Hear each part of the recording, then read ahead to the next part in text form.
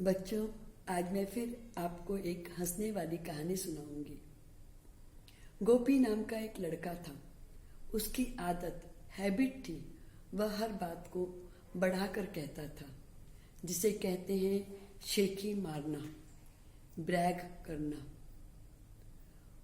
उसके शेखी मारने, गप मारने की आदत से उसके दोस्त गोपी की जगह गप्पी नाम से पुकारते थे। कई बार उसके कुछ कहने से पहले उसके दोस्त हंसने लग जाते या फिर उठकर चले जाते। सब उसका मजाक उड़ाते थे। गोपी का बेस्ट फ्रेंड सोनू गोपी से नाराज हो जाता। एक दिन मायूस होकर वह बगीचे के बेंच पर बैठा अपने आप से बोल रहा था, मुझे अपनी आदत सुधारनी चाहिए, नहीं तो मेरे दोस्त मुझसे बात नहीं करेंगे। पर यह आदत कैसे सुधरेगी? इतने में एक आवाज आई, आदत सुधर जाएगी, मुझसे दोस्ती कर लो। गोपी ने देखा सामने एक सुंदर चिड़िया बैठी है।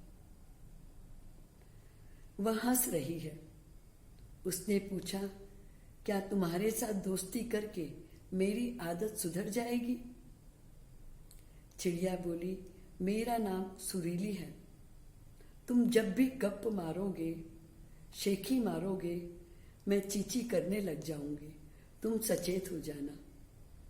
तुम मेरी आवाज पर विशेष ध्यान रखना। गोपी बहुत खुश हुआ।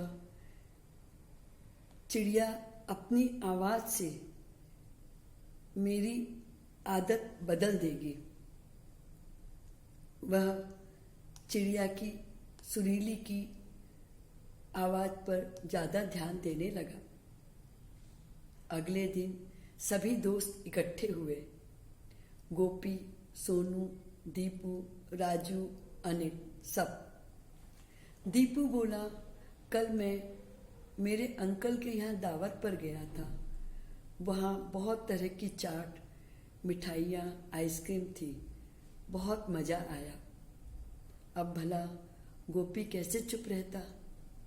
वह बोला, अरे मेरे नाना जी ने मेरे जन्मदिन पर दावत दी थी। उसमें 10,000 लोग आए थे।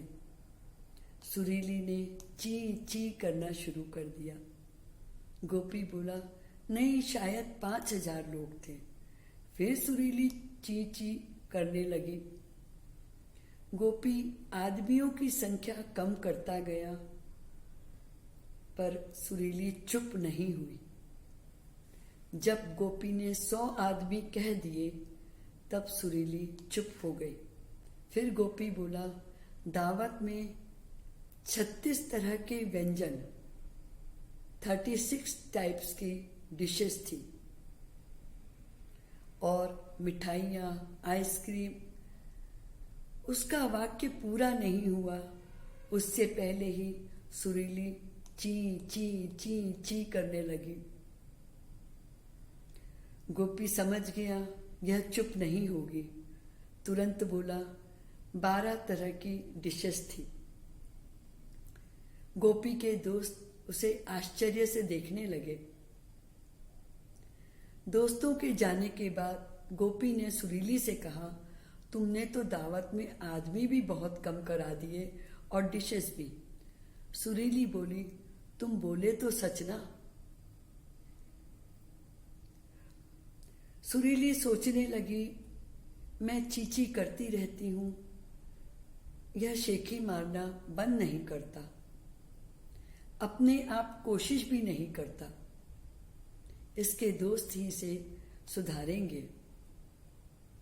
2 दिन सुरीली गायब रही। तीसरे दिन पेड़ पर बैठी सुरीली देख रही है, गोपी सोनू के घर आया है। आज सोनू बहुत खुश है, उसके लिए नया पलंग आया है। वह गोपी से अपने पलंग की तारीफ कर रहा है। अब गोपी से रहा नहीं गया। वह बोला, हमारे गांव में मेरे दादाजी के पास इतना बड़ा पलंग है, उस पर गांव के सभी लोग एक साथ बैठ जाते हैं। सोनू अपने पलंग को देखकर बहुत खुश था। गोपी की बात से नाराज हो गया। बोला, मेरे दादाजी के पास इतना बड़ा डंडा है, वह पाताल लोक तक पहुंच जाता है। गोपी ने पूछा, तुम्हारे दादाजी वह डंडा कहाँ रखते हैं? वह झट से बोला, तुम्हारे दादाजी के पलंग पर। और वह अंदर चला गया। गोपी समझ गया आज उसका बेस्ट फ्रेंड नाराज हो गया। उसने सोनू से माफी मांगी। बोला, मैं वादा करता हूं आगे कभी भी गप नहीं मारूंगा, हमेशा सच बोलूंगा। सुरीली खुश हो गई और उड़कर चली गई। बच्चों, यह कहानी हमें सबक देती है कि हमें झूठ नहीं बोलना चाहिए, गप नहीं मारनी चाहिए। ऐसे में कई बार जब हम सच बोलते भी हैं तो हम पर कोई विश्वास नहीं करता है। बच्चों, हमारे दोस्त हमें खुशी सहयोग देते हैं, हम पर भरोसा करते हैं। हमें अपने अंदर ऐसी कोई आदत नहीं रखनी चाहिए जिससे हमारे दोस्त हम पर भरोसा नहीं करें।